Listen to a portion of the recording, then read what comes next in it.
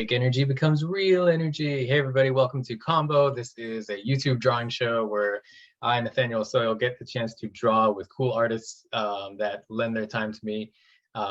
This episode is taking place, this is the first recording after the Dark Mouse Kickstarter ends, which was successful. Thank you everybody for supporting that and backing that. Very excited to get that printed and make that a real book that you can hold in your hands. Today's guest is Philip McVann. I think I'm pronouncing that right. Is that accurate? Perfect. Cool. So what is I like to ask artists to tell the audience about themselves.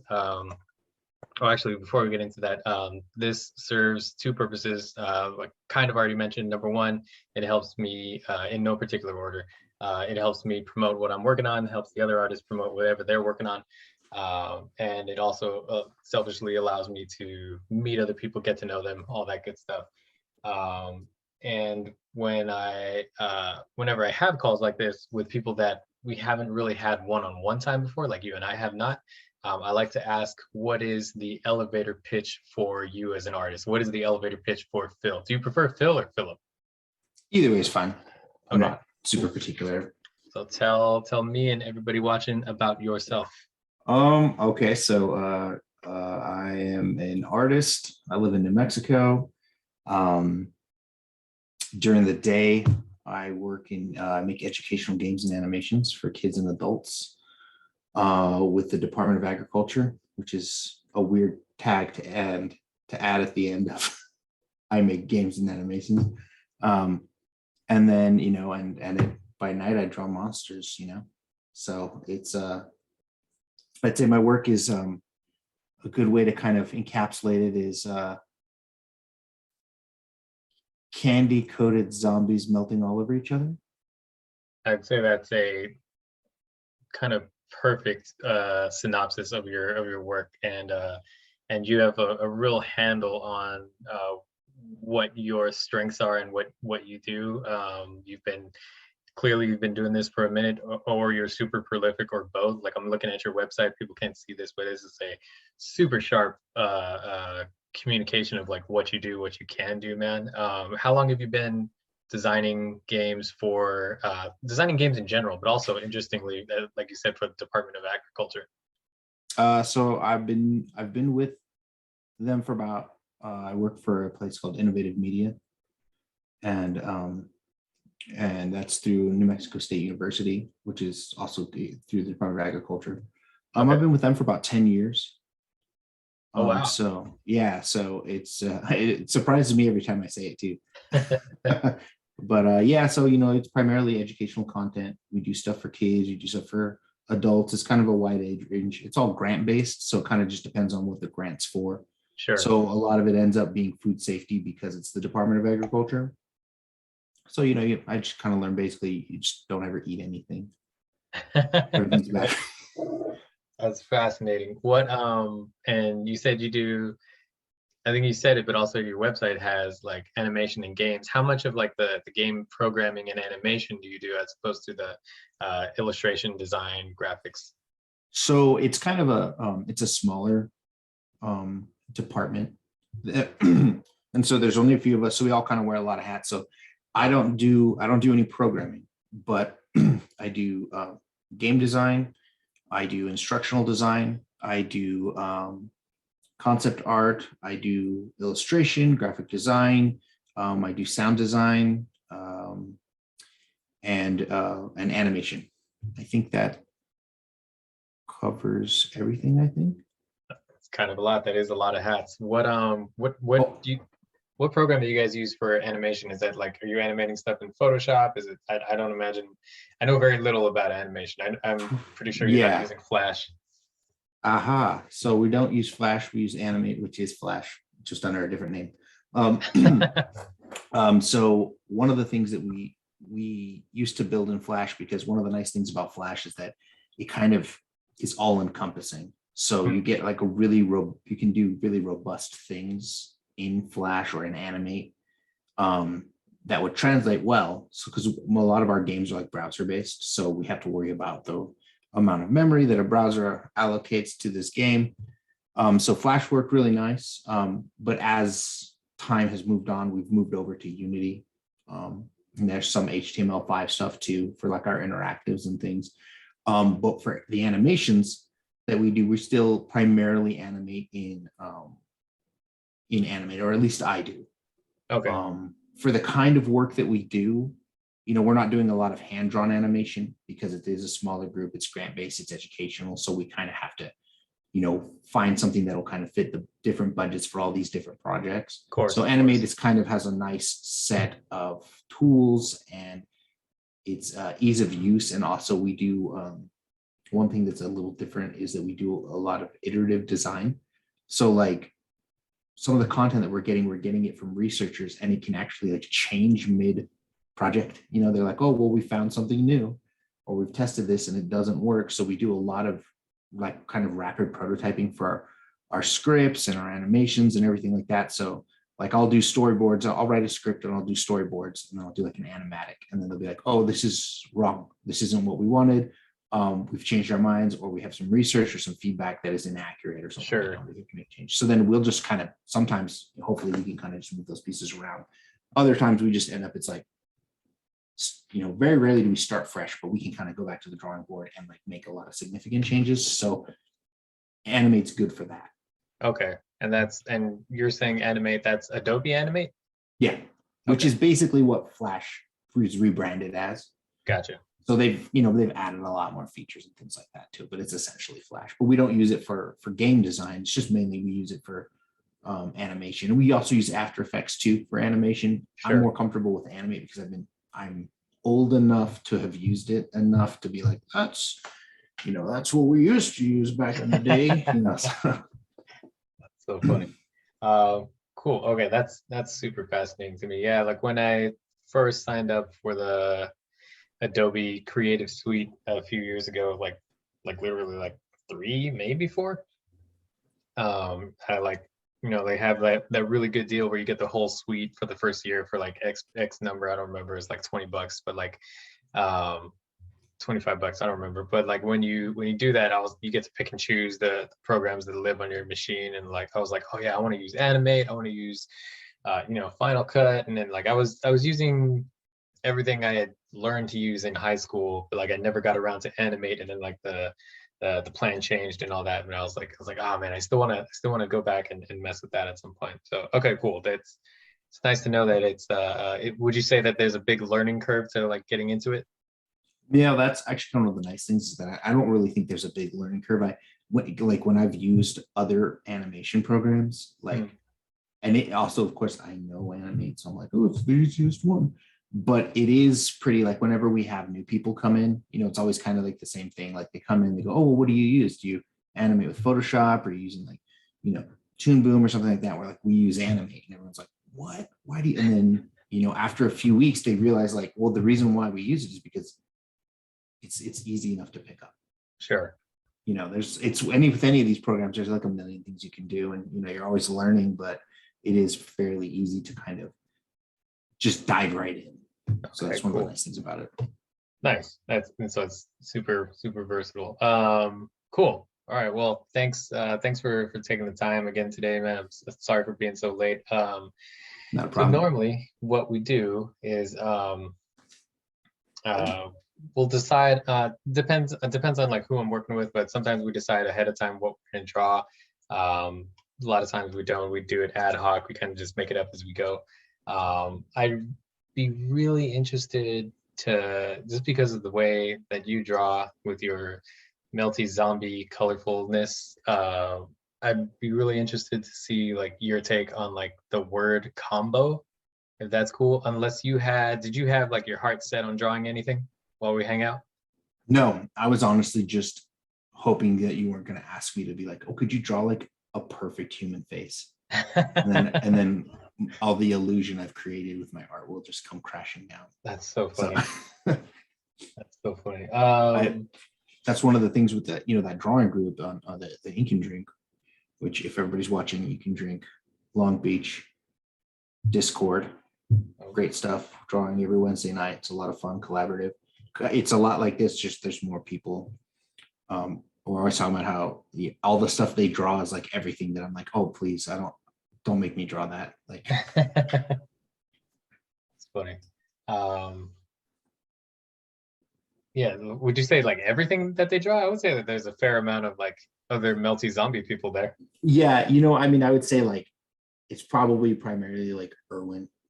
Oh, okay. And he's like, I'm gonna draw like all these Marvel heroes in dynamic poses, battling it out. And I'm like, oh, this is, I mean, I love it, but I'm also like, please don't make me draw Sure, sure. that. Is this too day glow green to work on? No, I mean, we'll find out. Okay, cool. So like Yeah. I normally what I normally do is I start off with like some kind of ground, some kind of background, and then we'll just go from there. We don't have to finish the drawing. Don't worry about drawing quality. Don't worry about inking it if we don't get that far. Yeah.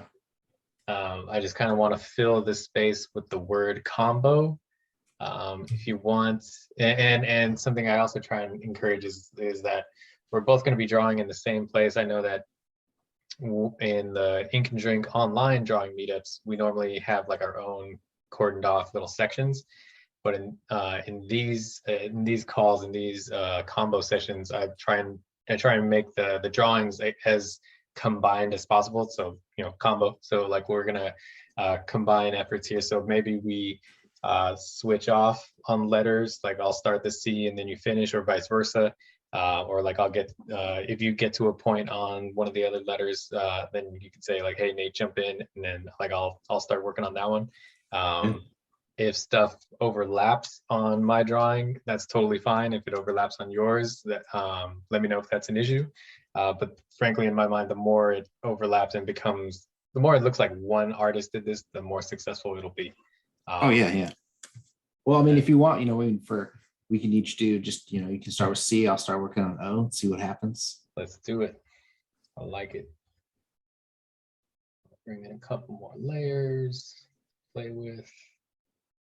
And that's kind of neat is like I found this website not last year, in 2020. They're in like the first year of the pandemic, and feel free to start whenever you want. Don't feel like you gotta wait for me. Like during the first year of the pandemic, um, there's a convention in California called I was about to say combo. It's called Lightbox Expo, which is specifically geared as like entertainment artists, entertainment design artists, concept artists specifically, and animation and storyboard people are kind of like wedged in there also. Um, but they had a lot of events that kind of utilized this platform a lot, which was the first time I had seen it and really like blew my mind. I had never seen anything like this, and just the idea of like being able to draw in the same space at the same time, um, really like still trips me out. Like you're in New Mexico, and anytime we're at like the Wednesday night drawing meetups, it's like there's people like from around the globe, and Yeah. we're all drawing effectively on the same piece of paper. And that's I know it's like a really nerdy and kind of corny thing, but that just like it trips me out every time. Yeah. I mean, it is great. Like, I mean, a lot, Ink and Drink Long Beach is an event in Long Beach, California, with locals who go and draw, and so it's definitely something I can't participate in. Right. So I super enjoy the fact that they kind of set this up, and I found it. I followed Irwin, Irwin Papa. Mm-hmm. He's one of the main guys there for the Ink and Drink. I was following him, and he was doing the lives with like June and like I think it was Roshi and a couple of the other kind of like regular guys, and hopped on middle of the pandemic. Not much to do. you know. Right. And it was a lot of fun, and it's kind of just grown. The online portion's kind of just grown into this thing where, now there's a Discord server, and we can all get together and chat, and it's a blast. I mean, it's a lot of fun, and there's a lot of really talented people on there, and that's kind of sometimes that can be difficult to find, especially like living in New Mexico. And then of course also in the middle of a pandemic, that's not something you're going to really probably find. Yeah, absolutely. So I was going to ask you like how you found that. So you found that you were just online. You found it during the pandemic or prior to? During. Got it. So I just one night, I don't really hop on live, like Instagram live. It's not like, Same. occasionally I'll do it, but Erwin was on it. He had an Instagram live, and I jumped in, and there was like, oh, here's this board, everybody should come and do it. And it was like the very end of it. I think I hopped on the last like 5 minutes before it ended, and the whole board was covered. And I ended up drawing, like if this was the board, I ended up drawing something that was like this big because the whole space was filled, So it's this little tiny portion, and it was a lot of fun. I had used Aggie.io before with, I have a couple of friends that are artists that are located in different parts of the world. And, I'd meet up with them. Nice. And we had tried it out a couple times, and, it was kind of a neat idea. And then seeing so many other people use it, it was pretty cool. It was exciting to kind of be a part of that. Yeah, right. It's always nice to find like fun, creative, open communities that are doing something that is just feels welcoming, whether or not like it's new or not. Like if it's just like people meeting up, making a zine, like that's people have been doing that for decades. Depending on how you define zine, like hundreds of years. Like if you find your respective after school drawing club, I like to call it, that's it's always a nice place to be. I always call it my church. Yeah, it's a good time. Yeah, kind of dig how we both went with some kind of mouth thing for the C and the O here. Yeah. So when you're drawing, I feel like you're going not to focus on like what you're drawing at the exact moment that you're drawing it. I feel like you're going like a little faster than you would normally go on a Wednesday night. Is that a conscious thing, or are you just kind of going like stream of conscious right now, like not really thinking about it? That's generally how I draw. Like I don't really, I'll start off with like an underdrawing, but like as you've been on, you're like, did he just draw this twice? Did he draw it once in blue and now he's going over it and drawing it in black? I tend to get kind of caught up in my work, and that can sometimes mean that I spend a lot longer on it than I want to, or that I intend to. And it's not like I'm ever disappointed. It's just that it usually sometimes means it's pretty slow. And when you mention like, oh, hey, would you like to kind of take part in this thing? I was like, that's great.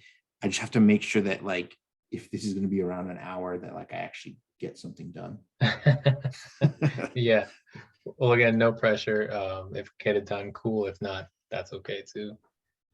But yeah, I am definitely, to answer your question, I am definitely working faster than I probably normally would. Nice. But it's also kind of, Wednesday nights I are kind of like almost like you had mentioned church. It is like for me, like an excuse to kind of wind down and take it easy. So sometimes I am going a little slower than maybe I normally would, but it's pretty close to the same pace. I tend to draw pretty slow, and it's like automatic drawing for me, like just adding in all the detail, and like a lot of the shading and stuff is kind of what I love about it. So sure, you get lost in that stuff real easy. Yeah, very meditation kind of thing. So during the day you are designing video games and artwork and graphics and media for the farmers out in New Mexico and the food health and safety people out in New Mexico. What are you making besides melty zombie colorful drawings on Wednesday nights? What else are you doing, if anything, if you have time for that? Because I know you said you got kids, you got family. Like, what is it is one of those things where, it's like every year you get older. I'm like, oh my gosh, like time is my number one commodity. Yep. I do, most of my work is like, if I do a lot of traditional work, and a lot of that is black and white, ink. I mostly do ink. Okay. I do some color stuff too. It's not an aversion thing or anything like that. It's more just a kind of what I'm comfortable doing as far as traditional art goes. And then by the time I've spent like 100 hours inking this drawing, I'm like, do I really want to start playing with color and seeing what happens? Like, this is something I might do it digitally. So, but it depends. It's all about, what my intention is whenever I start, because there are a lot of drawings. I kind of make a conscious effort, like this is going to be, or a conscious decision that this is going to be a color piece, and I'll start with color and then go in. Whereas like if I start with ink, it's gonna probably be like monotone. Yeah, that makes a lot of sense. No, I'm the same way. There's a, like, for the Dark Mouse book that I just did, which you guys can find at idraw.com, depending on when you're watching this. For that, I had a serialized story is the first story. It's an anthology. It's 3 different stories. The first one is black and white, and I didn't touch that other than just polishing up some stuff, because that one was actually made at a monthly zine making meetup, where every month everybody would meet up, do a page, give it to one guy, this guy named Chuck Kerr, who would then take it home, scan it all, print it all, and then come back. Everybody would also give him a couple of bucks for printing. And then he would come back the next month with a zine, and then we'd all pick up our zines with the artwork we had made last month, and then make another page if you wanted to. And then like I basically did a 12-page story serialized in that zine, and like the only people who have ever read it were the artists that were going there for that exact amount of time at that exact sequence of issues. So those are the ones that have seen it, but that's still like a really small number of people. So anyways, I printed that as the first story in this book, and I didn't color that. I cleaned it up a little, because it was just, like a 1 or 2 hour drawing that I would do like with a bunch of other art people. And stuff gets a little messed up, so it got polished, but I didn't color it for the same logic that you have. Like, this was always just going to be black and white, because I was making it with Sharpies and pens and maybe a Pentel brush that I had on me that night, sometimes just like a Papermate pen. So I didn't want to mess with it with color, because that was never what the final product was going to be, and it would just feel like some weird extra polish that it didn't need. But there are 2 other stories in the book that definitely have color, that were drawn with color in mind. So it starts off with black and white, and then the next 2 stories are color. But yeah, I work the same way, which totally makes sense. I love your work, man. Thank you, man. I appreciate it. I dig your work as well. It's nice to, one of the beauties of the internet is like being able to actually like kind of have these conversations, or just see people kind of do their process. That's one of the things I love about going on Wednesday nights and doing that drawing thing. Is like, you get some people like, they're not drawing stuff I would ever draw, right? And like, that's what's great, because it's like, if I want to see what I'm drawing, I'll just go look at a sketchbook, but like getting to see other people kind of like, just how do they handle the situation, or if there's like a theme, like how do they handle it differently. It's always kind of exciting to see new art. It's inspirational, and a few of those guys have really kind of inspired me as far as like how I draw and like some of my content. And so, it's always cool to kind of be around people and doing that. And that's one of the beauties of, that's why I was excited whenever, you had mentioned doing this. I was like, yeah, that sounds like a lot of fun to kind of talk shop is always an exciting thing to do with another artist, especially one who's like, the real deal. and I don't mean that harshly towards anybody else or anything, but sometimes it's like it's you have different conversations depending Yeah, on absolutely. who you're talking to. Definitely. No, yeah. I think that's the first time anybody's ever called me the real deal. So thanks for that. That's how you got to promo it. Just be like Yeah. Phil McVann and the real deal are having a conversation. That's what's up. just start introducing a bunch of artists with their wrestler names, which is kind of what a lot of artists do. Yeah. Which is super interesting. I think that flamboyantness is something that like, it's kind of you kind of have to have a bit of a persona to be an artist. And sometimes, it depends on what level you are. Is your persona like just yourself? Because sure. even if it is yourself, that's still something you're presenting to other people. When you're out and you're, that question that's always asked, like, oh, what do you do? And you're like, I'm an artist. And they go, oh, you're an artist. And then automatically it's like the clock starts, Yeah. Like you're or the bell rings is more accurate, I guess, and then it's that thing of like, well, what kind of artist are you? And right. Like what kind of work do you make? I like Vincent Van Gogh. What do you like? Have you cut off your ear? Like like Andy Warhol is like definitely a character. Like there are some conversations, like you say, like when you mention that you're an artist or you're a designer or whatever. Like my day job is not art, it's not entertainment design. I'm trying to make that jump this year. But whenever I do tell people that, like, oh yeah, I self-publish comic books like on my free time, or like I do comic book conventions, or like art is my hobby that pays for itself. Like I know how to do that. Then they're like, oh, like you must be weird. Like tell me about tell me why you're a weirdo, or like that kind of thing. And it depends on the conversation, but like yeah, you definitely have a chance to like play that up and become a character. And also, especially like if you're trying to sell anything or like have an art show or something, that's also like kind of a license to just have some fun and do some stuff you probably wouldn't normally do. Yeah. Well, the other interesting thing too is like, I feel like for a lot of other careers, there isn't, of course, first world problems, obviously, but sure. you just got to start off with that. But they don't get as scrutinized. Like no one's like, hey, well, are you a good accountant? Right. Are you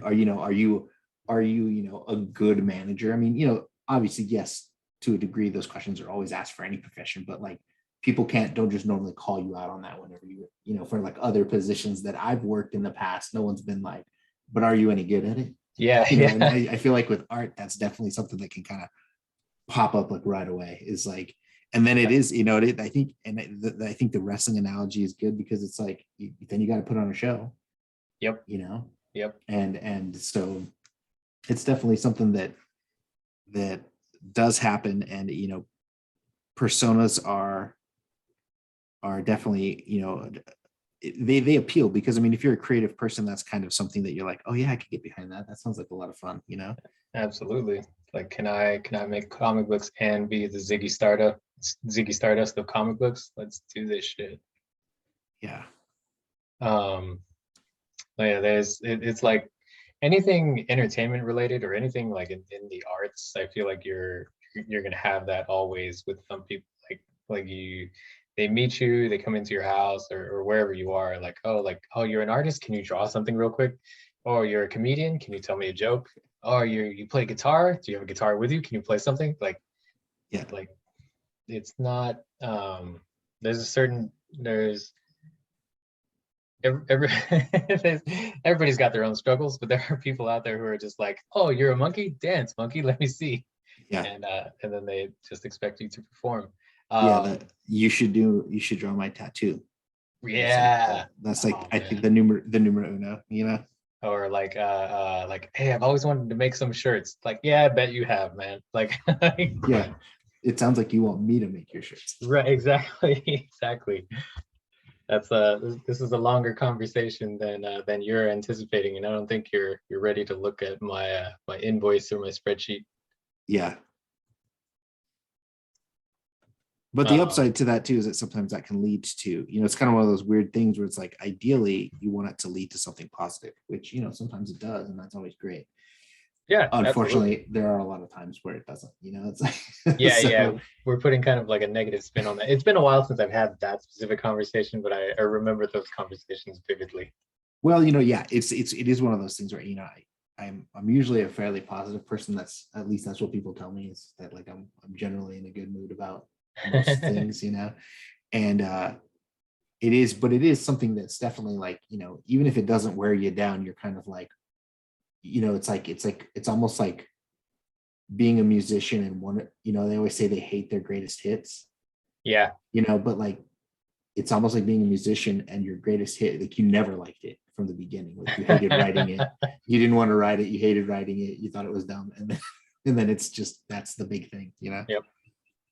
So that definitely has that kind of, can have that kind of effect on you as an artist, is, the fact that people kind of are always like, oh, well, you're an artist, that means that you'll do something for me for free, Yeah, yeah. It's something that maybe it's like one of those subconscious things, because I feel like if you're prolific at any kind of like creative thing that you're doing, like we're saying, like writing jokes, wrestling, you learn to, or I'll speak for myself. I think that I've learned to put that in a box, or like have that on a poster on a wall, whatever metaphor you want to use, but like it's something that I am not always on guard for. But like if I hear a certain sentence in a conversation, or if I start getting a certain impression from someone, I will immediately say like, oh, that's a red flag, they're going to want me to draw something for free. Like I like this, that's where this is heading, and I'm going to try and steer clear of that, so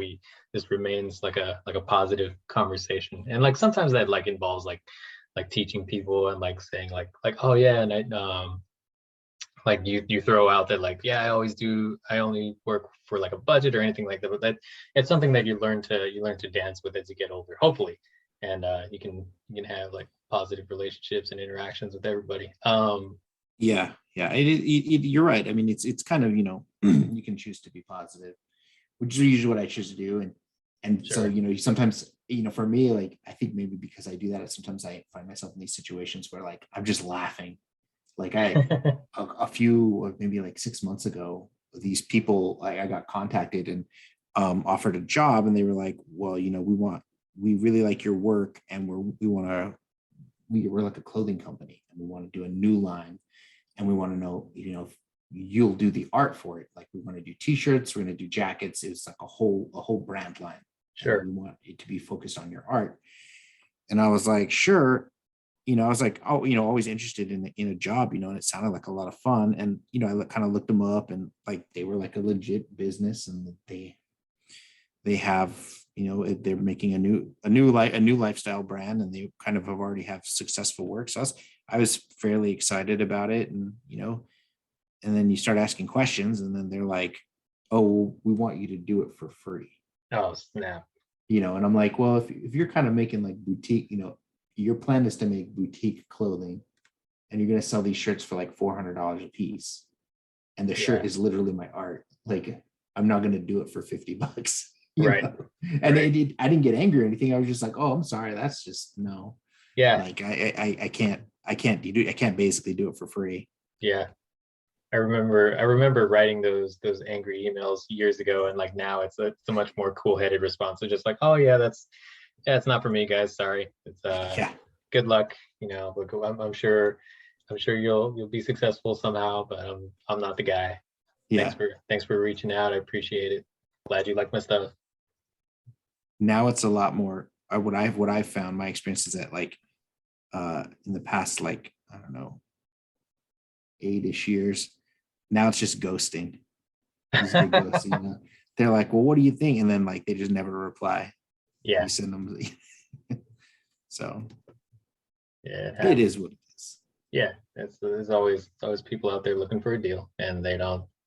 Maybe it's the first time they reach out to a creative person to try and get them to do work, and they just don't know any better. Doesn't mean it feels any better for us, but you know, Yeah.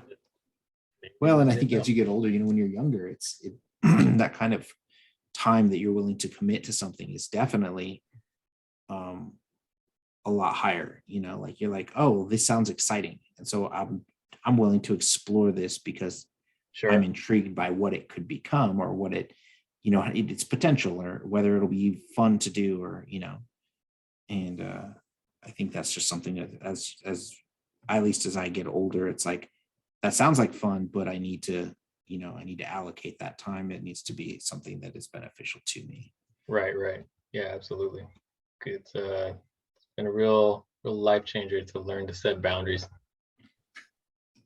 Yeah. for for myself anyways. You brought up wrestling a couple of times. So I feel like it feels like you're a fan. Did you used to watch? What's Uh, Phil's background in wrestling? well, like I don't watch anymore. When I was Mhm. in high school, it was like, you know, I was a WCW guy. Okay. I was never missing Monday Nitro. Like it was I'm watching it, and they come to town. I went and saw them. They came and did a big Monday night, but it's kind of I still have a love for it, but I'm not like super into it now. I don't really watch it. Sure. I think if you were a kid in the 80s, like wrestling was like a big thing. Late 80s, early 90s, it was like, Absolutely. it was like Marvel movies, like Yeah. everybody, it was like, it just permeated the culture. There was like, there's food, there's clothes, there's cartoons, there's toys, there's commercials, there's, and it was just, everybody knew who they were, like everybody knew who Hulk Hogan was, Right. a macho man, Hmm. and so I think that, it's one of those things where I think there's that love that a lot of people have that kind of sticks with them. My friends were, yeah, we're definitely doing the Ric Flair chop to each other whenever humanly possible. Oh man, so many stories. And I think I was right after that era. I was watching wrestling. My brother was watching it. That got me into, like the same old story. But like I think we got into it right before the Attitude Era of WWF, and we were watching WWF. Um, I was a big Mankind fan and Mick Foley fan. I actually just went to see him like week before. In within the last 2 weeks, he's doing like some speaking tour. It's really funny the way he's advertising it because he's calling it the Have a Nice Day tour. He wrote a book years ago, like decades ago at this point, called Have a Nice Day, which is his catchphrase. And the way he's billing it is like it's like, oh, come see me tell stories from this book. All the stories that you've already heard. I'm just gonna tell those again.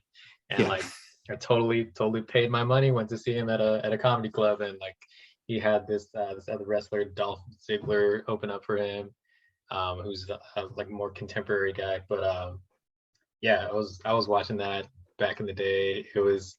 I love the comparison that you made to the Marvel movies because growing up, everybody did know WWF and WCW, like what those things were. If you had any deeper knowledge, you had heard of ECW, and then like you were like, oh, that's the crazy dude over there.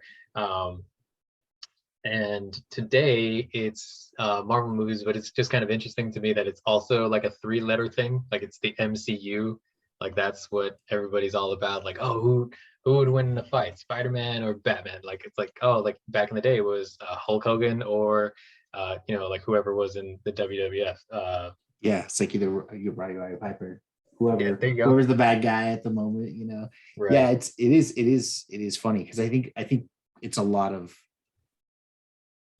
it's that showmanship that what attracts people, and then they get invested in these characters. The funny thing is that it's like, if you read comic books, or if you were a comic book person, like this is why you read the comic books. Like they're essentially soap operas, or at least the good ones are. Like for me, like Yep. when I was a kid, I was like, I'm like a X-Men guy. Like that was I was all Marvel, I was all X-Men, and like my brothers would be like, my older brother got Spider-Man, you know, and like my younger brother like read Wolverine, and then he also did like, you know, like sometimes Thor and like or Ghost Rider stuff like that. And so like it was kind of like we would all just trade comic books, and so that way we could all read. But like I just obsessed with the X-Men. But it's like, you know, when you read those comic books, like it's that's basically what it kind of is. And so that's what wrestling is too. You know, you watch it, it's like they have writers who write this stuff because they're creating. And if it wasn't that, you wouldn't enjoy it as much. Yeah, absolutely. Like You know, and so that theatricality is something that like, you know, they share in common, they have in common, and I think they kind of build off the same thing. You know, they're kind of giving you these bursts, like here's the character you want to care about right now, and we're going to bring them to the forefront. But they're also laying the groundwork for the next generation or for other people, and it's this kind of big orchestration. You know, and the Marvel movies do that too, where they're like getting you hyped. You know, like I was, you know, I think for me, like if I love something, I'm going to trash on it, like guaranteed. I'm going to hate all over it. If I love it, I'm going to hate on it. And you know, and so like I'm always trashing all the Marvel stuff, you know, but it's also like my childhood dream come true, you know. Yes. I was telling some people the other day, it's like it hasn't hit the ratio. I've still talked about Marvel movies as a kid versus the amount of Marvel content I've watched. Like the scales haven't balanced yet. Like they're still up here. I'm still like, you know, hours and weeks and months of talking about like who'd be what would happen in the perfect X-Men movie as a kid, you know. So it's like it's almost like I've got to watch this content just because I've got to pay that due to my childhood.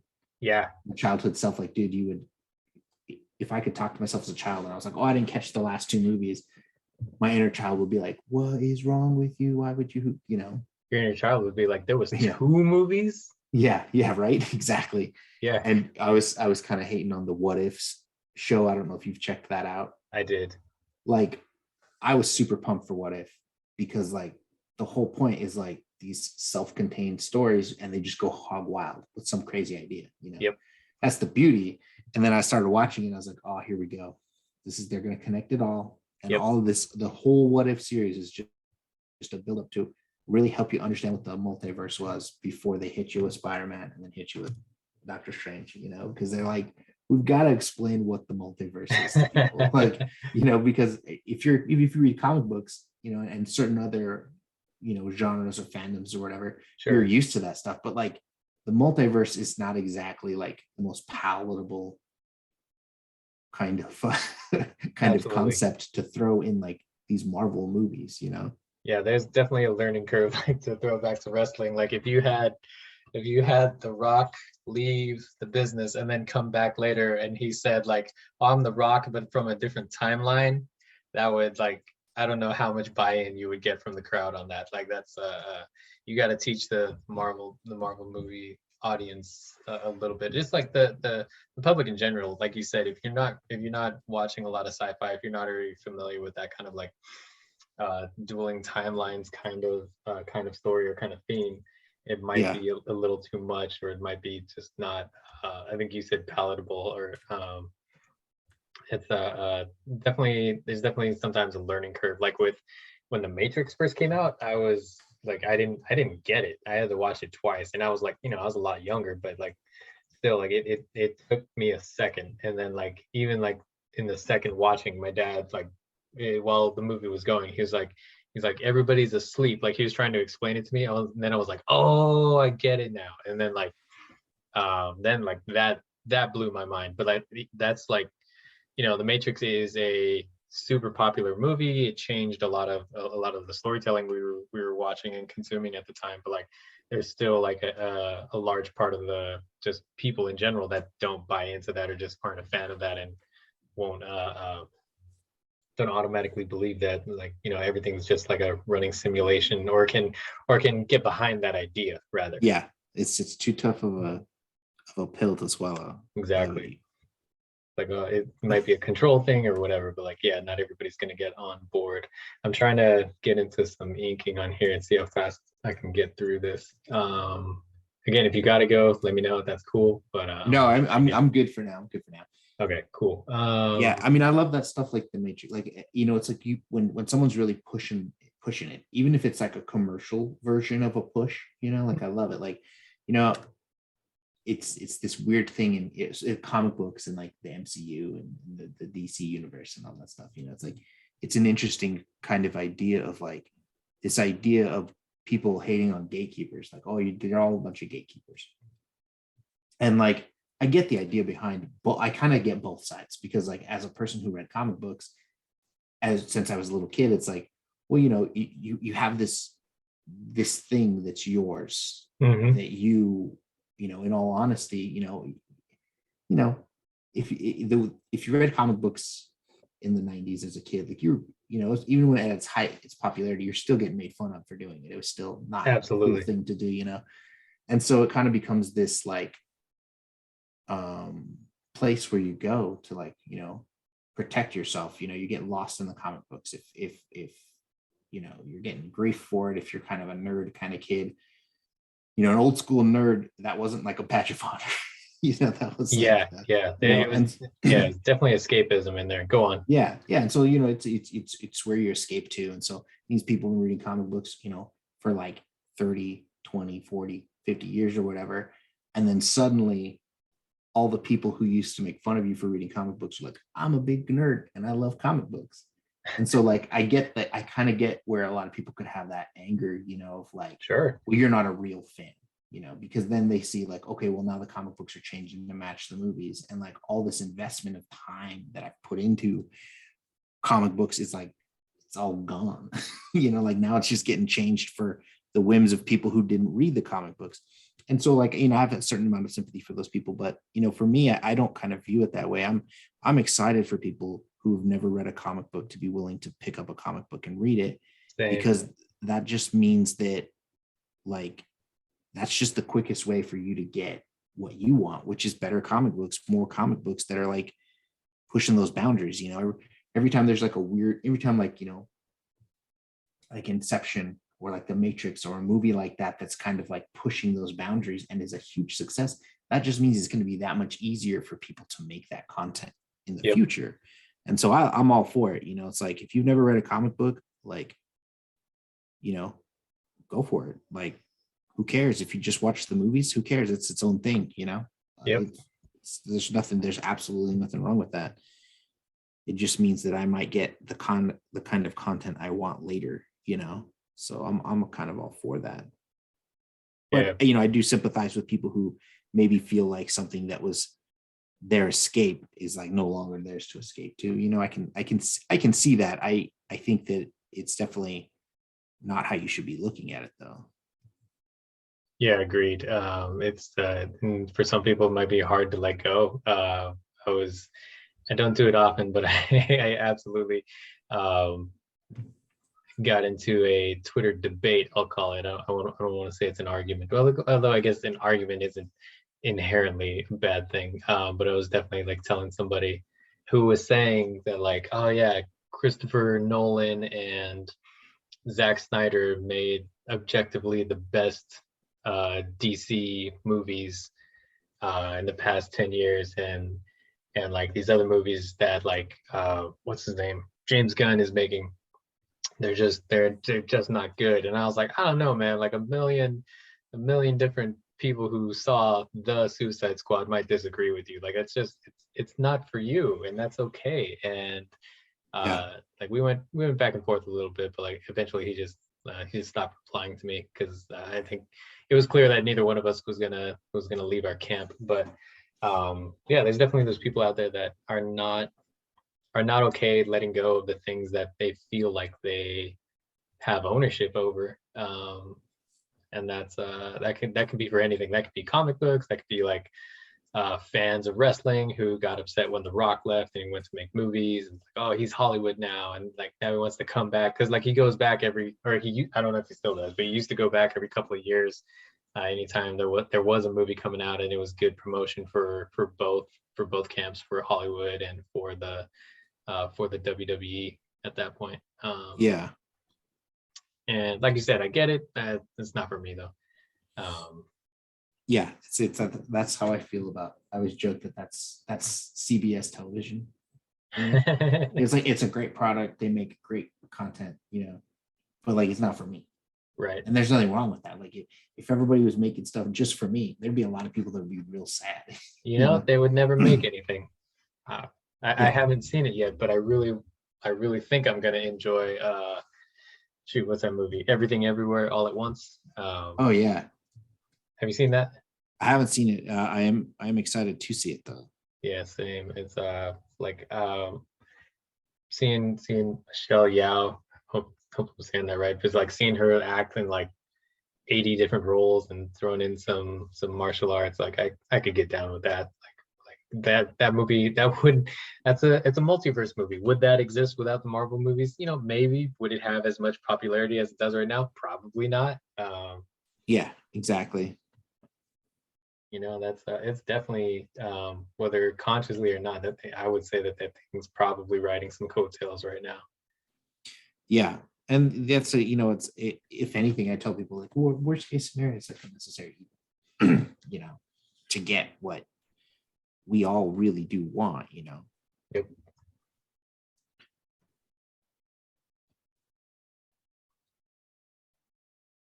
We missed a no, we're good. Oh yeah. Like we're looking too close at it. That would be wonderful. That would be kind of perfect. It was like como. Como, it's now just a 4-letter Spanish word. So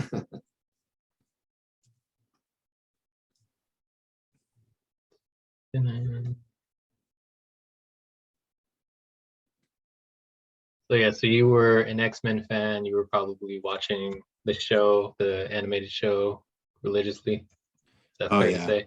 Yeah. I mean, I remember making my grandparents watch when they did like some event and it was like on prime time. I was like, we're watching this. I just remember like me and my brothers were like, we made my mom and my grandparents watch it. And they're like, what? My grandparents are not, my grandma spent her childhood as a migrant farmer. Sure. Like my grandpa was like herding sheep and stuff. And I'm like, you guys, that's a beast. Don't worry. He's got blue fur and that guy's got claws. Looking at your mom like, why are you letting this kid do that? Like he's not gonna have any friends. Yeah. I think, it's like my mom was always really supportive of that. Like she'd always take us to get comic books and make sure that like if there was anything like that like we participated in. Of course I truly love that about her and like super appreciate it. But yeah, I mean it's definitely she knows more probably X-Men characters than she wants to know. Sure. She's not going to name the entire roster, but she's going to name more than probably the average person. But my grandparents are very much like they just don't have a point of reference. Right. It's like my grandpa came home after he was born. He came home in a wagon. Man. Like how do you? Yeah, it's a different world. Yeah, exactly. How do you explain the Weapon X program to that? And they're there in their 90s now, and now I mean they've always been supportive to a degree, because like it was just like they didn't understand it, right? So they were always like, oh well, we know you want to do art, but we don't really even know what that means. Sure. And but yeah, as they've gotten older, I mean they're kind of just been exposed to more of it, and they're fully on board. Oh, that's great, man. Yeah, like I had them look at my sketchbooks a few years back, and like it was like face melting. Like they were just like, I don't even like they couldn't even process all this stuff. Like they're just what is this? Not even in a negative way. Sure. They just were like, is this from something? Like what Right, like trying to learn earnestly. Yeah, and you've seen enough of my work to imagine that that's probably like not. There's so many layers to that onion for you to even, I think you could look at my work and you can definitely see a lot of influences. There's a lot of thematic elements or like kind of almost iconography or that I'm like dropping in my work.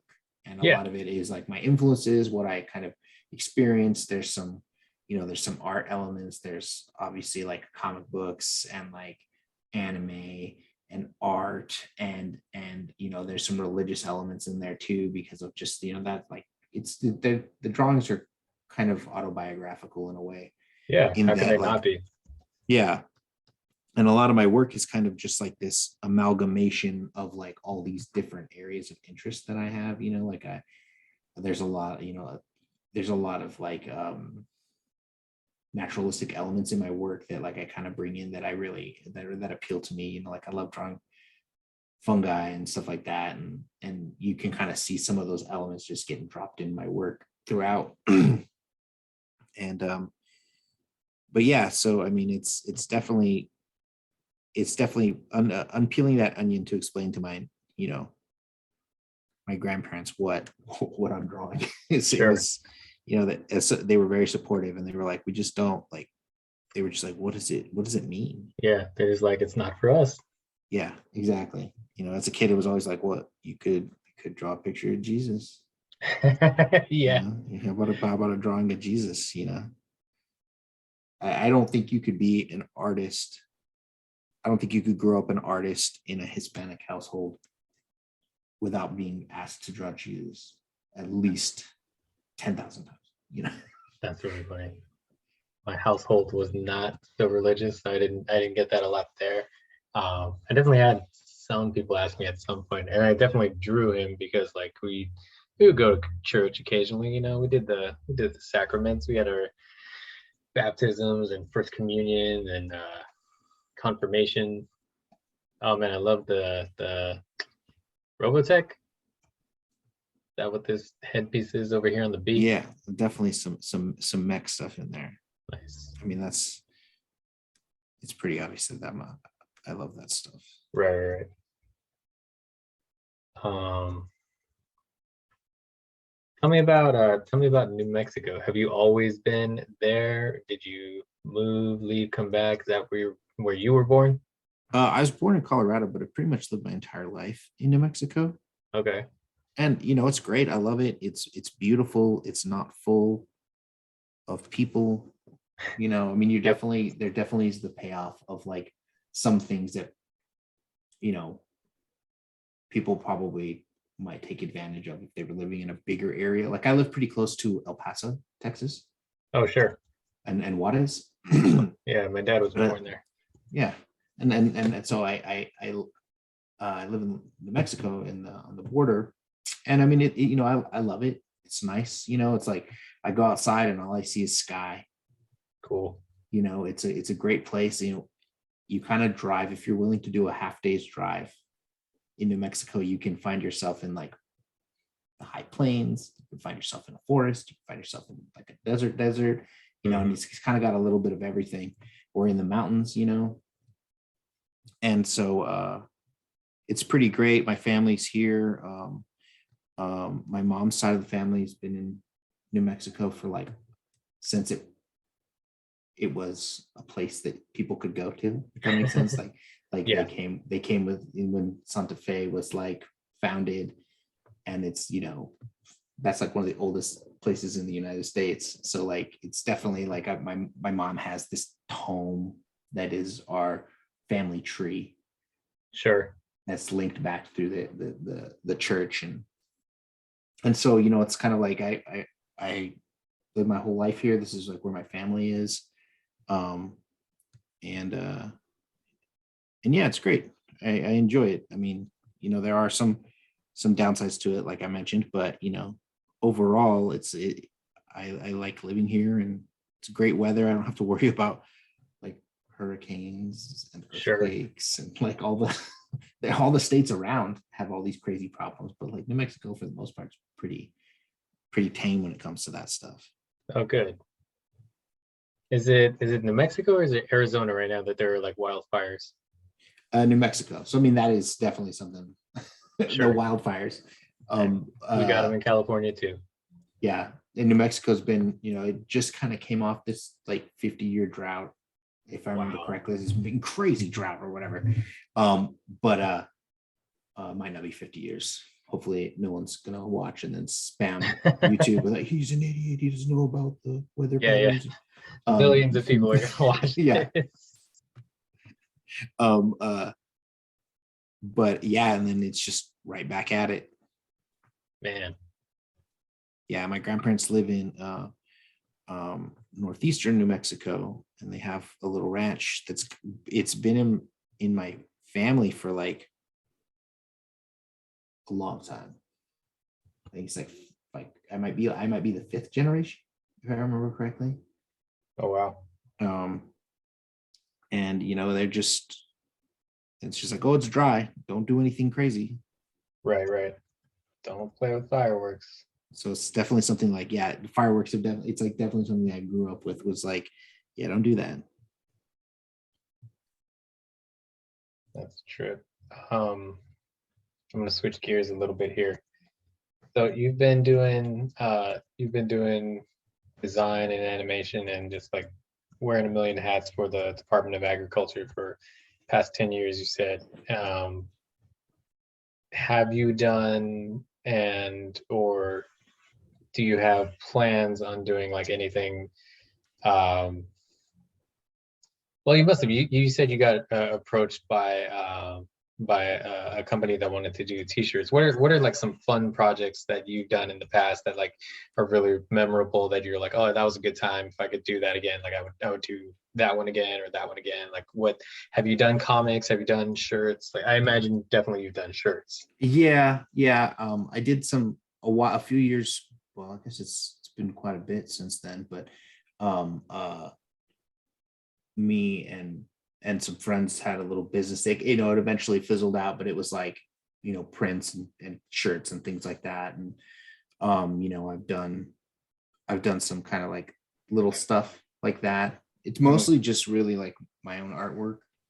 Um, but I kind of I do some woodcuts, like some kind of big cutouts in wood that I make characters out of and stuff like that. Oh wow. And but they're also like large and time consuming, and so it's like I'll start something and it's like just sitting there collecting dust. I'm like, all right, well, I'll put in a little bit here and there. But I've done some comics. I did a few 24-hour comics. I don't know if you've ever done any of those.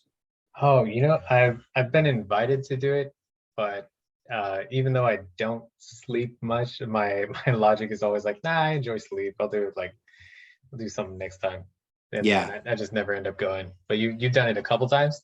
yeah, and they're fun. Like it's kind of interesting what you end up with. You Sure. kind of end up with, if you're if you're a fast worker, you can kind of end up with some crazy stuff. And both times I did it, I did end up with a decent amount of like a decent little story. Oh, cool. Um, that I've always told myself like, oh, I need to redo those because I think that they'll be they'd be interesting to kind of like actually go back and Like mess with. yeah, and actually like put some effort into it. And then, there's a few of those things. Or sometimes it's funny, like you've seen my work, and sometimes people, I think, misinterpret it. I Oh, think I'm color really sure. helps. I was having a conversation with my partner, and I was telling her like, you know when I add color to my work, I think it has a certain appeal to it because it kind of makes it a lot less, I guess, potentially threatening to people. It's a Sure. lot more like when you see the colors, it's not, there's a whimsy to it that kind of comes from the color. Perfect word. Whimsy. And if so like I do these like ink drawings and they're all black, and like people are like, that's really dark. Like, Yeah. what's going on here? And I'm like, oh, like I just, Are you okay? yeah, yeah, and that's definitely I remember I did a show at a gallery a while back, and there was a guy there who was like, what's wrong with this dude? He's looking at my work. He's like, this guy seems like he might have some like stuff he need. He was a psychologist.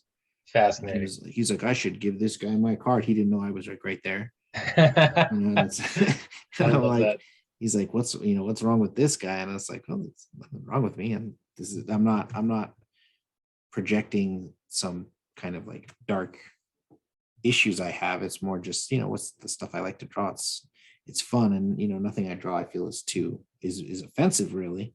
I Yeah, mean, I hope not. That's kind of like the one thing you hope when you're making work is like, I hope I'm not like freaking anybody out. right, Although right. to be fair, sometimes my youngest daughter will, she hasn't done it in a while, but when she was much younger, she'd be like, "Oh, I don't like that drawing. That's a scary one. No, thank you." Nice. How many kids do you have?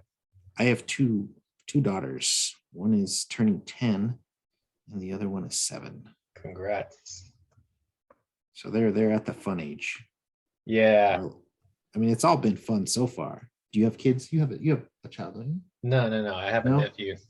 Oh, okay. I have a nephew. He just turned, well, not just, it's been 4 months. He turned 14 this year. I had I had him on my Instagram saying like stuff that I remember people giving me a hard time for in comics like a while ago. Saying I don't remember what I asked him, but like I was prompting him. I was like, hey, I'm gonna ask you like, hey, have you read the latest Dark Mouse book? And you respond with like, what's Dark Mouse? Like just like genuinely confused. And then then I'm gonna ask you about comic books, and then just respond with oh, they still make comic books? Like I didn't know they still made those things. And I was like, these are things that like I can remember. I can remember like kids giving me a hard time about comics growing up, and like I'm getting my nephew to say like it's like I can laugh about that stuff, and he's at that age where I can get clever with him now. Like I remember when he was like 7 or 10, those were pretty fun. I love when he was a toddler. I love like anywhere between like 2 and 4, because like that's when like his equilibrium's not quite there, and whenever he was sick and like throwing up, oh, it's like having a little drunk person walking around the house, just like not able to do much on their own. It's just kind of comical to me. But no, no, I don't have any kids of my own. I got a nephew who I love very much. But so one of your daughters used to be kind of scared of the stuff that you make, and the other one, how does she, do they both, do either of them draw? Yeah, they do. They do. I got it. You probably can't see it, but I do have pictures kind of up, but sometimes they fall down. But yeah, they draw. They like to draw. It's funny. You know, I, they're always like, oh, like this person taught me how to draw this thing. Like how to draw, and I'm like, oh, really? And I start getting all salty. Sure. I'm like, oh, you listen to these kids at your school? My daughter came home one day with a flyer that was like art lessons, like after school art lessons. Sure. And she's like, "Can I do this?" I was like, "What? Like what?" How And dare you? I'm over here like my mind's just melting. Like I'm like, I can teach you so many. This is like the thing I can do. This is the thing I can teach you. I'm Right. not going to be able to teach you a lot of other things in the world. And she's like, I'd like to take but for her, it's like, you just got to think of it as like their kid. They just want to Right. go do this whole thing. And like, it's kind of like can we get art? It's like, oh, we have art at home, and Yeah, it's me, yeah. That's so but funny. Can we get art? We have art at home. You already, it's like, why do you want this? It's gonna cost extra. yeah, I'm like, I don't, is this, I'm over here like, is this person even any good? Like what, they got a website? I got to check. Like, and then I'm like, hold on, these are children, and Right. they're going to teach my daughter how to draw a puppy, and she's going to absolutely love it. And like, that's a good thing, because that's the seed that gets you going, Yep. like, I'm not, if I'm over here like, all right, the perfect way to draw this slime, and she's like, what? It's a perfect way to draw slime. Oh man, that's funny. Yeah, I can, if I had kids, I can imagine getting salty over that too. It's so funny. Yeah, there's so much to be said for like letting people grow into the thing on their own.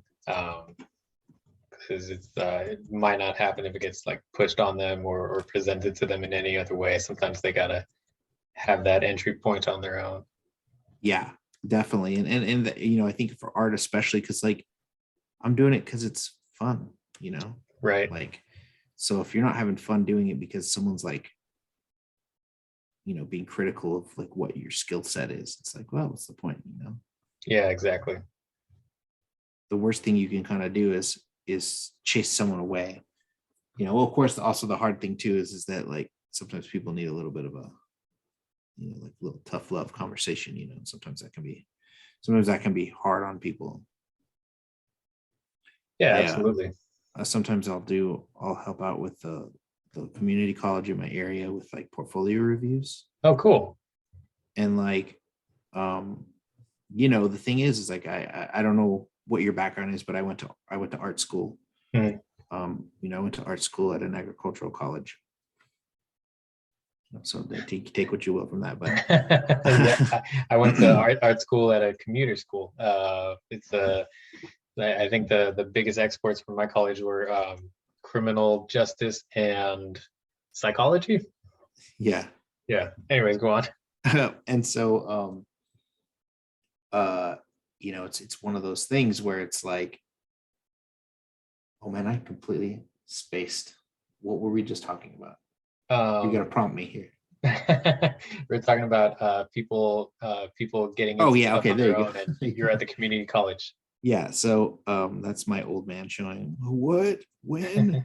um but sometimes it's like you have to give these people some pretty hard feedback. But one of the things I did learn going to college was like how to like take a critique. Yep. You learn to kind of take criticism, and I think that that's a skill that a lot of people don't super develop, because you're not always in situations where you're going to need that, if that makes sense. I mean, I think it's something you learn as a kid.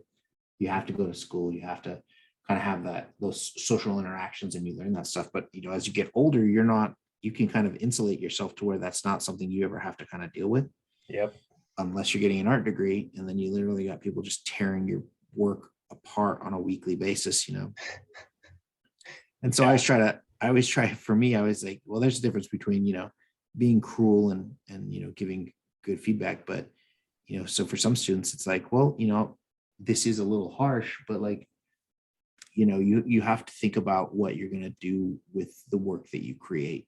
So sometimes it's like, I'll give people some feedback in that regards that can be, I always try to be respectful, and I hope inspirational, not to sound too grandiose, but in the sense that like whatever feedback I give people, it's to help them get better, not to kind of trash on what they've done or haven't done, because what's the point of doing Absolutely. that?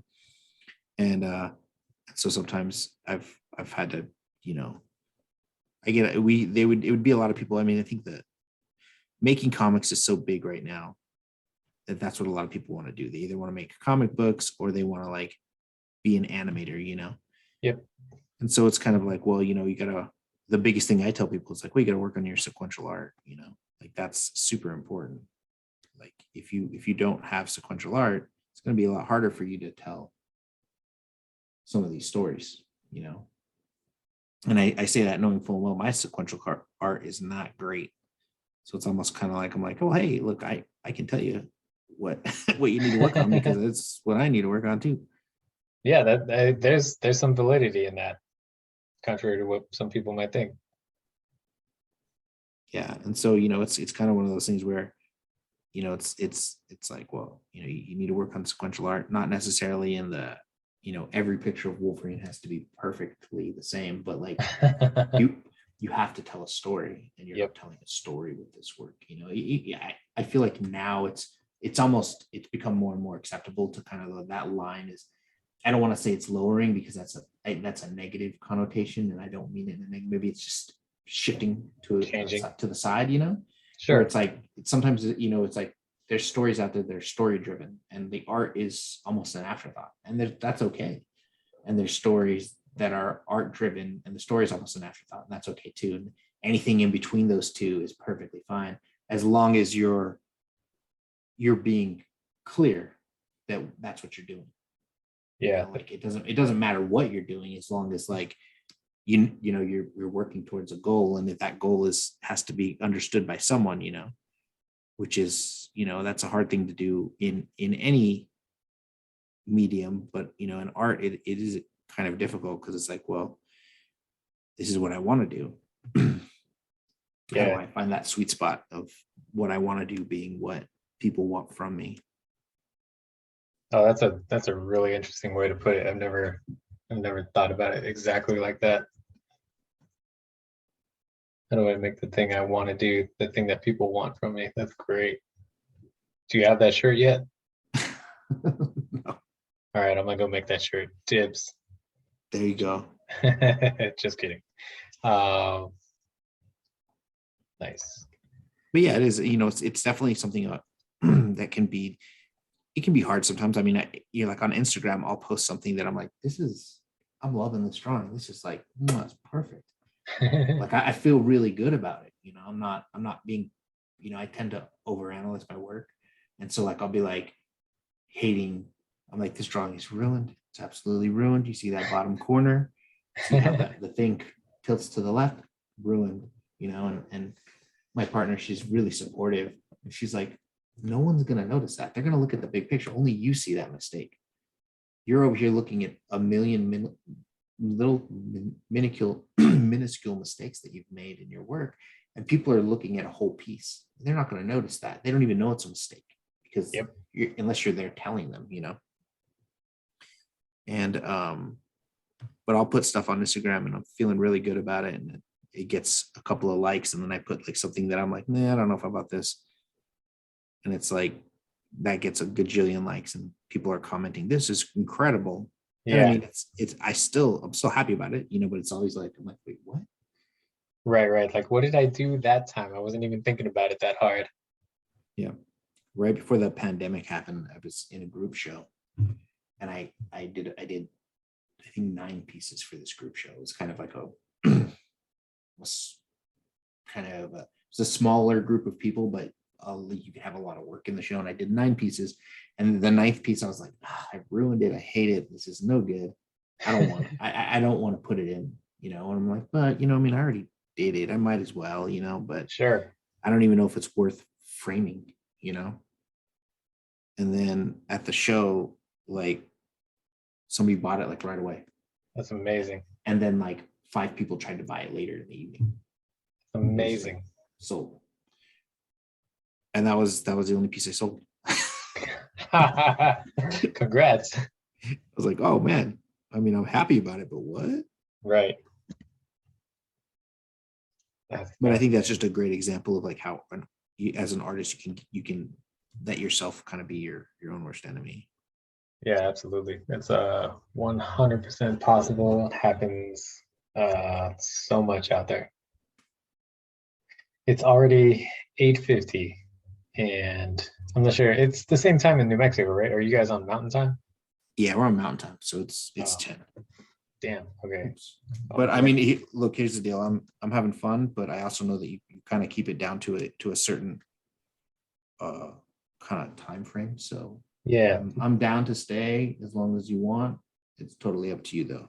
I don't want, it's kind of one of those things where this experience has to be consumable, in a way, there's sure. a certain threshold that once you pass it, it kind of becomes a thing that's not, at my work, when we do animations, I say the sweet spot is 2.5 minutes for an animation, like an information-based animation, like a how-to or teaching you about like, food safety or something. It's 2.5 minutes. And after that, people are going to start getting bored and they're not going to want to finish watching it. They're stop paying attention.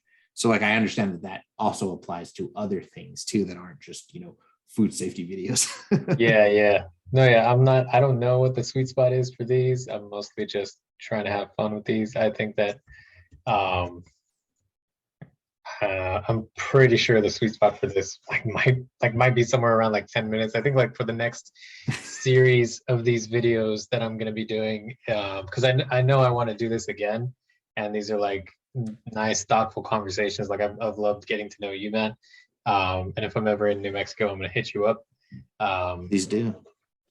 I think like I want to do like I want to like gamify it a little bit in the future and make it about like talking to an artist and learning about them a little bit, but also like saying like, hey, this is going to be a 10-minute video, but it's going to be all about what you can and want to draw in 5 minutes. So like you have 5 minutes, go. And so like it'll be like the first like 2 or 3 introductory questions, and then it's like, all right, cool, we're gonna get into the 5 minute drawing, and we're gonna watch you draw something. Tell us about what you're drawing as you're drawing it, go. And then like that'll be the video. So like that's a much more digestible kind of thing. Like what we're doing right now is like what I like to call two Bob Rosses. This is like stuff that people will play and have going in the background while they're drawing something, maybe. So this is like a very, very niche thing. This is really, like I was saying, like a chance for me to like meet other artists while we're in a pandemic, and hopefully make some cool stuff together. And I've gotten, this is like the 10th one, so, and this is like a really nice one to cap it off with. So I'm pretty happy about that. But just so we can both like get sleep, I think that we can come back to this also, like have this link up, and like if you want to come back to this and add any more to it, that's cool. We'll probably go for like another 10 minutes and then call it there. Like I That said, sounds great, man. yeah, we don't have to, doesn't have to be finished. I'm pretty stoked in looking at this letter O with mechs coming out of this slimy intestinal mass that's just kind of also spitting up some Kirby crackle, it looks like. Oh yeah, dude. Anytime I can kind of like try to get some of that in there, Yeah, it's like Kirby is a big influence, I think, in my work. sure. I like his bombastic style. It appeals to me because one of the things that I love about his work is it's super flat, Yes. but it's also jumping off the page, and it's like this weird kind of like, like you look at the work and it's like it's in your face, it's popping, it's jumping off the page, but like it's 2D. Yep. It's kind of an interesting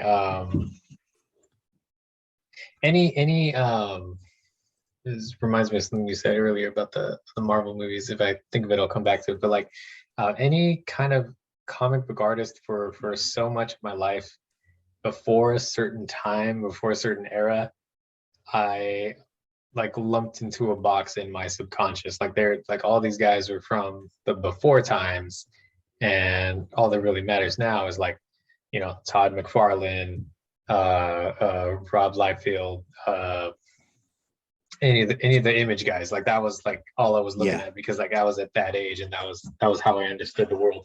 I'm learning so much watching that kayfabe cartoonist YouTube channel. That's such Yeah. a interesting history lesson to a certain degree. Like I know that there's like some stuff in there that's biased, but like I'm learning like different aspects of Mhm. stories that like I had never heard of. There's so much just like inter-office politics that they get into, just like, oh, so and so didn't like this guy, and this publisher was over there at that time, and that was right after his run on this thing. And it's a Yeah. really fascinating stuff. There's a lot of backstabbing for the love of comics. So much. Yeah, Oh, it is interesting. I don't think you could have been like into comics in the 90s and not been obsessed with like the image guys. Like right. I read Youngblood. I've got a good jillion issues of Spawn. I was super into Wildcats. Like I was like, Wildcats, oh my gosh, like, how did he think of it? And like, you're like, it's easy. He just looked at the Avengers and the X-Men. That's like all those guys did, Yeah. It's like it was, other than Todd McFarlane, everybody was like, all right, what if I combined the X-Men and the Avengers? And I made a team. There Some you of go. those characters were combined and some of them weren't. And then that's it. And then Todd McFarlane was just like, what if Spider-Man and and Batman were like one person, hey bud, what if we combined them, Right. And I like the kayfabe show too, because it's sometimes whenever I have conversations with people about comic books, which I'm always game to do, it's like I'm the expert. Yes. Even though it's been, I stopped buying comic books, 10 years ago. And I still pick up trades and stuff. You can kind of see from my background, like these are all comics. I'm a Sure. comic book guy. There's no question about it. But I don't super keep up with the most current stuff. Like I'm kind of like 3 or 4 years behind, Same.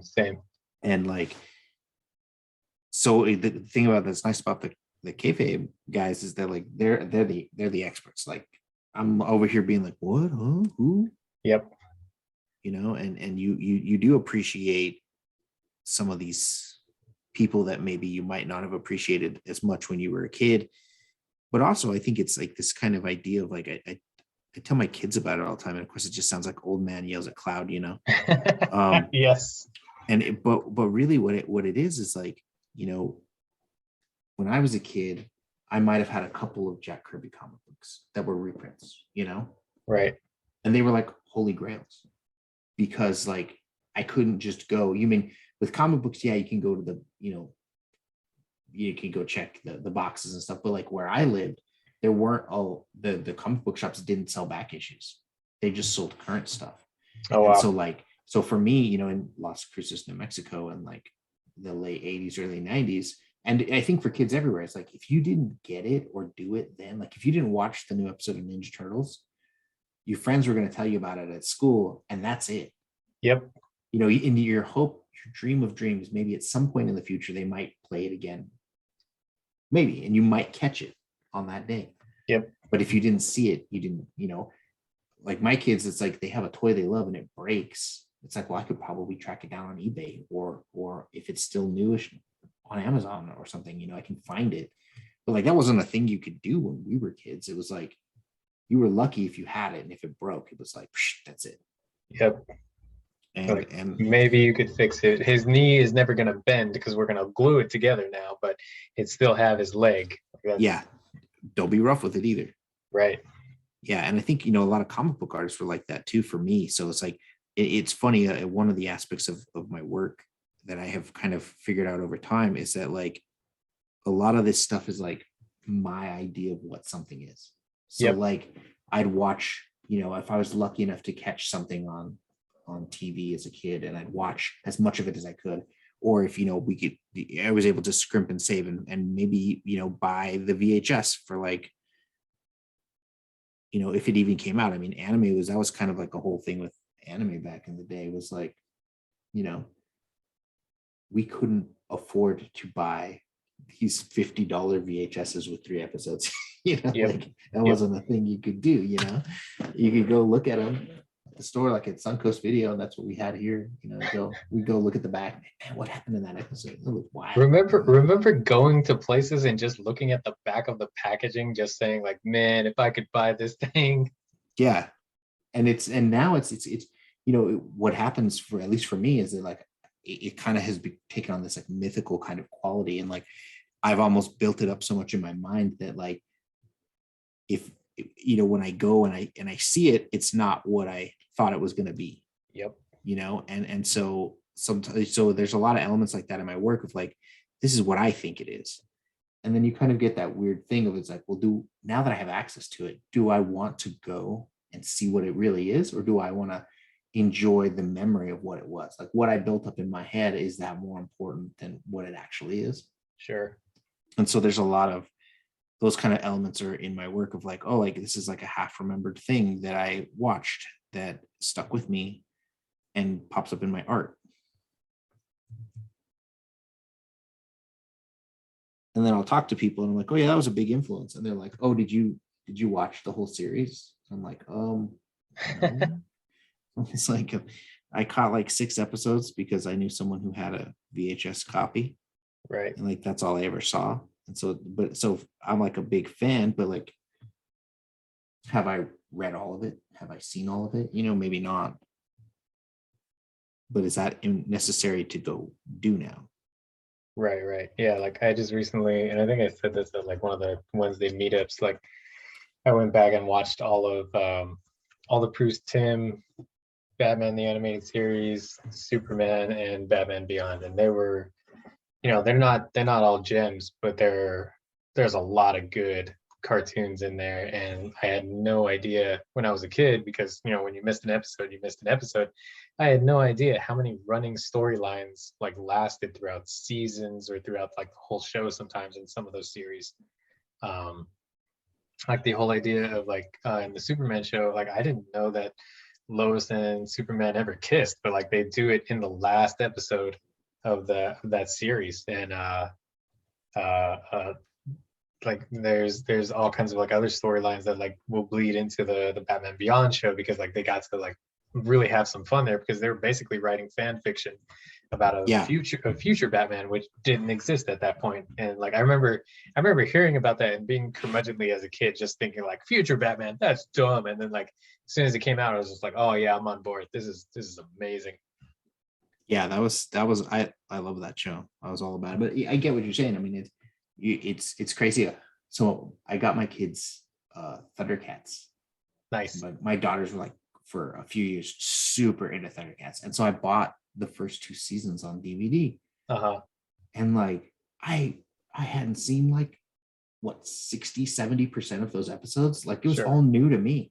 Like I was just Wow. like, my daughters are asking me all these questions that I can't answer because I'm like, I think season one of Thundercats was like 60 or episodes or something. That's And I had maybe insane. seen like 10 of them, maybe. That's I mean, it's crazy. just crazy. It is interesting how, and that's one of those things that's kind of what I was talking about too, is like there's some stuff where it's like, well, do I want to go back and then like view it with my like grumpy old man eyes, be like, well, this isn't what I thought it was. Yeah, right.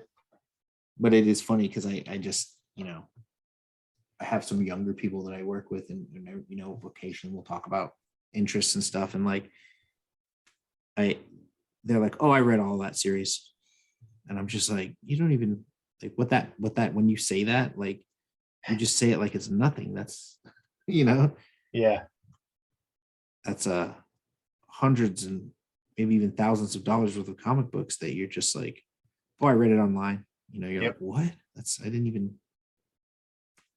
Yeah. Two things that I've started doing with the pandemic is number one, I've started reading and really enjoying Hoopla, which is a library app that basically all kinds of different libraries across the country, maybe the world, have contracts with this. And there's several different apps like this, but basically it's digital libraries, digital e-readers. Download the comics you want, you can read them. Download the shows, the books, whatever, audiobooks, CDs.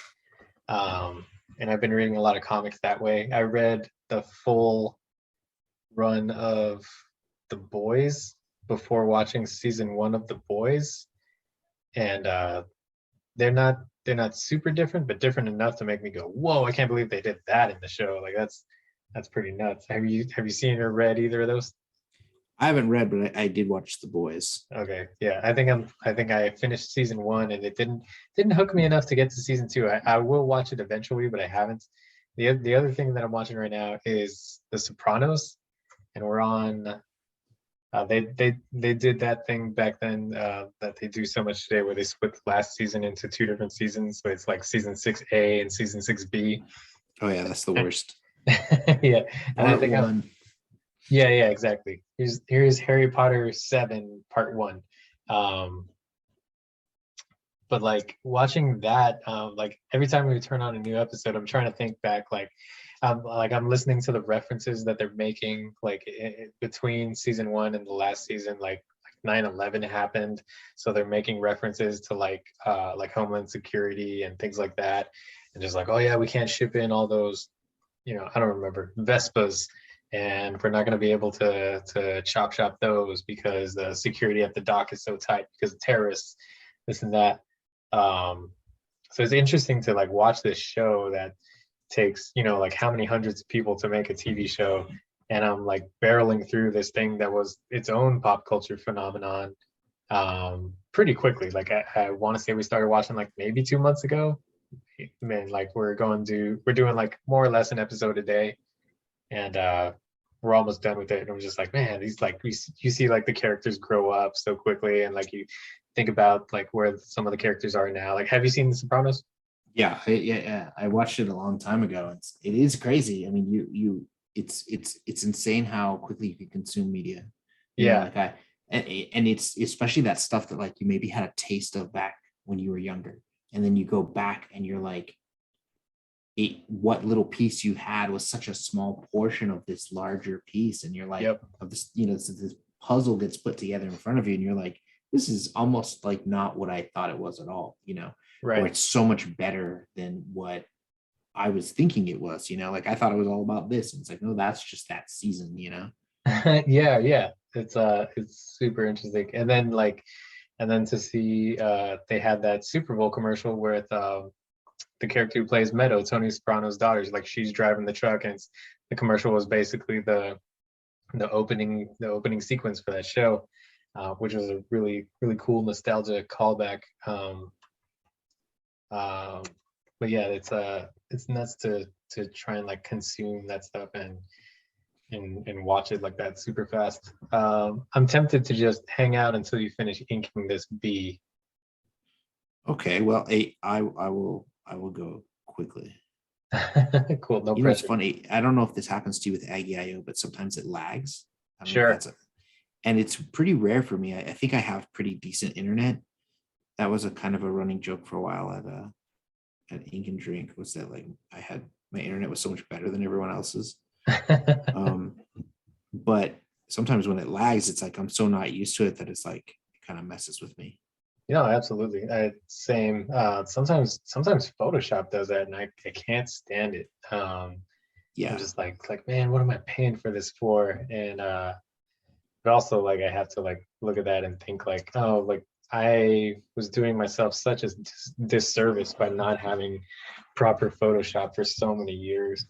Um, like I signed up, like I was saying, I signed up for the Creative Suite a few years back. It was also when I started taking like some classes for concept art and concept design. And I was like, well, I need to step it up. I can't keep running my CS4 or whatever I was running. And as soon as I started using Photoshop, I was like so mad at myself for like the amount of tools and features that it has that I was like limiting myself so severely like prior to that. And like, not everybody can afford the service. If you can, definitely go for it. But if you can't, there's other like cost effective platforms to learn that could lead to some kind of employment. Like, do you ever mess with Blender? I've used it before, but I don't use it in like a professional setting. But yeah, Okay. I mean, you can do a lot of stuff with it.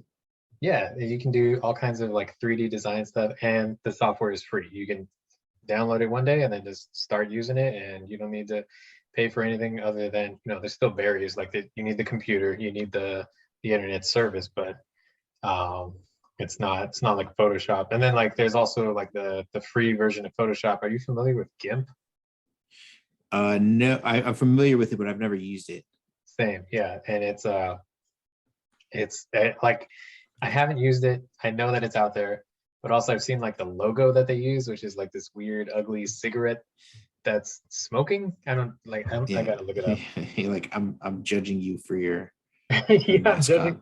I'm judging the book by its cover, which is should never do. But like I've seen it, and like Well, I'm already signed up for Photoshop. So I'm like, well, I'm not gonna use the free version of the thing that I have. That's yeah, this is I'm going to use this the is nice version that I'm paying for. exactly, yeah. This like use this. Have you used Clip Studio?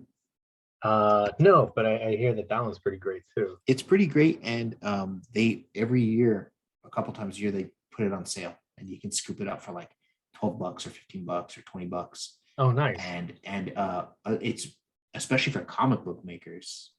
Like there's the free version, which does there's a free version or the cheaper version, and then there's the expensive version. And the expensive version, you can have pages and it'll organize it for you. Like it'll literally kind of like you can publish it as in a file with all of your everything you need. You can scroll through Oh, pages and that's all this amazing. stuff. It's like ready to go. Yeah, it's designed for people who make it used to be called Manga Studio, and Right. it's designed for people who make comic books. So they've got all kinds of screen tones and like effects and all kinds of comic book centric stuff. Sure. One of the things I liked about it too is that I don't know how Photoshop works for you, but for me, I get a little like the tiniest little bit of jitter when I'm Yeah. inking Yeah. stuff, and it doesn't.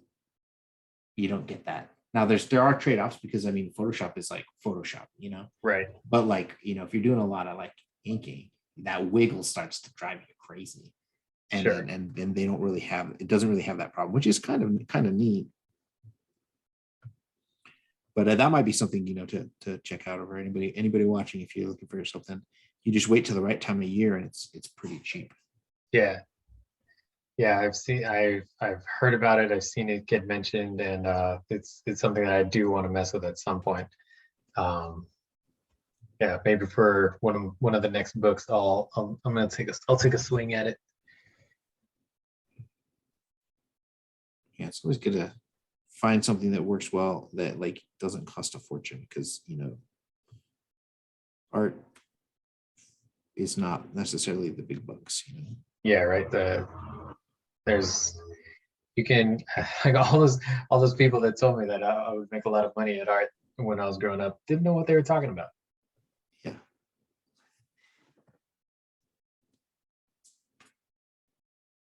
Nice.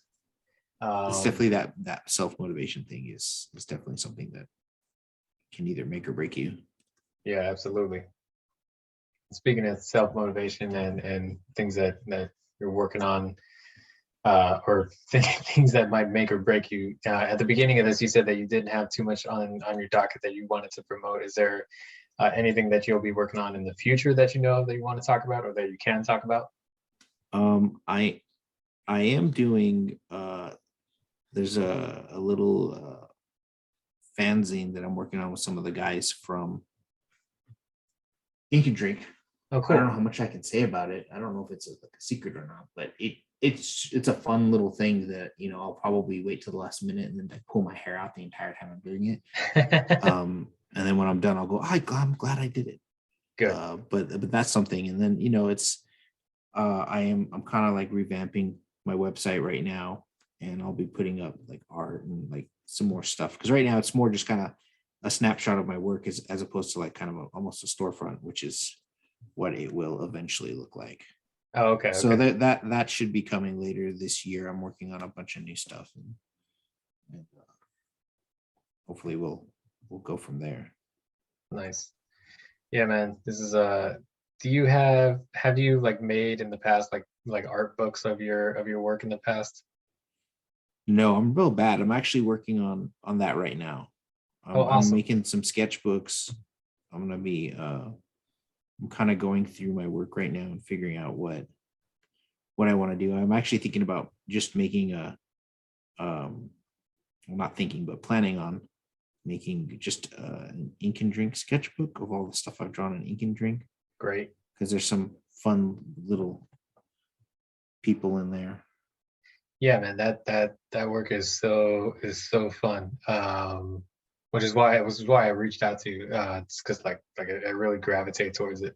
I ask if you've ever made those books because like looking through the your website, like the sketchbook page and the art page, like I can see myself 20 years ago in Virgin Records looking through the art book section and pulling out the Philip McVann book and just like spending like I don't know, my mom's at Sears or something, but I'm in the mall looking at this art book and like I gotta go in like half an hour. But like for that half hour, I'm just gonna be looking through this book and like copying stuff in my sketchbook if I thought to bring it with me.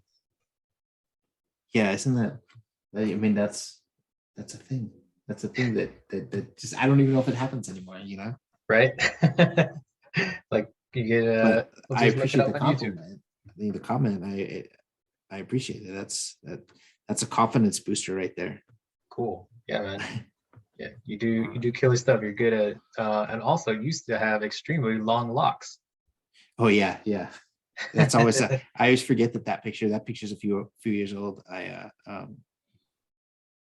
periodically grow my hair out super long, and then I always end up donating it. Nice. Um, but yeah, so I forget sometimes that there's my photo on my website is like pretty long hair, pretty long beard. I had to cut it for I was growing it out, but I had to cut it for the pandemic because like I had at the time like I had a beard down to here, and I was like Wow. it's getting all wild. But then like when you gotta wear a mask everywhere and Yeah. it's this is pushing it, it's like Yeah. It gets cumbersome. Yeah, the beard for me, this is the first time I've ever had this in my life. And I'm gonna hang on to it for a minute. When Mrs. the other day, she was like, so you think that thing's sticking around for a while? I was like, yeah, it's been 2 years. It's not going anywhere for a while. yeah, it's nice not having to like shave your face every day. Yeah. the going into work and trimming every day. I'm okay with this. I'm okay with this life. Yeah. This is cool, man. This looks great. Thanks so much for logging on and being flexible with me. I'm sorry again, and I'm glad we had a chance to chat and talk. These guys Yeah. look so cool. Yeah. This looks great. I love it. I love the O. Yeah, I love Square Euro. one. Oh yeah, there's Like, 2 O's in there, huh? yeah, you got you have the Kirby Crackle, and I have like the Kirby like tech lines, which is just like a bunch of random zigzags. That like wild space tech. I love it. I mean, that's There you so go. great because you're just like it's, you know, Yeah, it's pretty mindless. You just like, all right, here's a rectangle, here's a zigzag line on the rectangle. Cool, yeah, that's technology. Next one, here's another yeah. rectangle. Yeah. Here's a spaceship that like you haven't seen before. Is it a spaceship? Yeah, yeah, exactly. It's not aerodynamically designed at all, but it's clearly high tech. Yeah. Yeah. My favorite Kirby thing is the ultimate nullifier that he drew that thing and it's like this weird little like it doesn't look like anything. It doesn't But look like a gun. it's just because it has this mythos in the comic books, like people just have to keep drawing it and they're like, what? They're the most powerful. It looks like some like art school reject sculpture, and I Yep. mean I love it. And that it's just it keeps popping up and it's not going away because all the other Kirby, a lot of Kirby elements have faded over time, but like Sure. that's a thing that has to stay that thing. And Right. I love it. That's such an interesting way to think about that in lore. And like how much of that was just like, Kirby just doing his job. Like, okay, it's Tuesday, I gotta draw. Here's the gun. All right, cool. Where's the next thing? Here's the next page. And then like he's like probably wasn't thinking Yeah. that hard about it. Like, oh Yeah. guys, 40 years from now are gonna be drawn. Like, that was his paycheck that week. Yeah. He had to feed his kids. I mean, he's doing 12 pages a day. That Yeah. was apparently his number. And it's like, yeah, you're not like, oh, should I redraw this part? Right. It's just like done. Yeah. Which is a testament because you get, and I think any great artist will do that. You see these comic book artists who've been drawing this stuff for like 40 years, and they're like, I always tell the kids who want to draw manga, I'm like, Google a video of Akira Toriyama drawing Goku. Oh man. And it's like done. He's not over there, oh, Goku, just shaded in. He's just like pop, pop, pop, pop, pop, pop, pop. Yeah. And that's where you get with that like level of skill and time that you have to put into it. So yeah, man. It's a job. You're good at it and want to get paid for it. Full circle. yeah. Cool. Well, This has been a blast. I enjoyed it, and I enjoyed talking shop about all the random stuff. And it's a lot of fun. cool. Yeah, same, man. I will see you on Thursday nights or Wednesday nights. Man, I'm tired. Yeah, right. All right, I'm gonna stop recording. Where's this deal? I swear I've done this before.